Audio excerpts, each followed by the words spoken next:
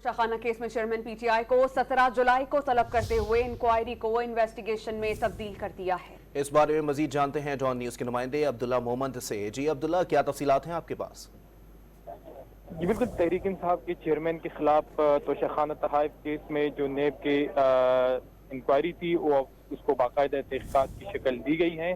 पाकिस्तान तहरीक इंसाफ के चेयरमैन को इससे पहले नोटिस जारी किए जिसमें कहा गया कि बैरूनी ममालिक से आपको 100 से ज़ायद तहाइफ जो है वो मिले हैं, जिसमें 58 तहाइफ आपने कम कीमत में जो है वो अपने पास रखें और आपने उसको फिर मार्केट में ज़्यादा नरखों पे बेच दिया, जिससे आपने न सिर्फ मिस यूज़ ऑफ अथॉरिटी की बल्कि इसके साथ साथ आपने एक कानूनी खिलाफ वर्जियाँ भी की है।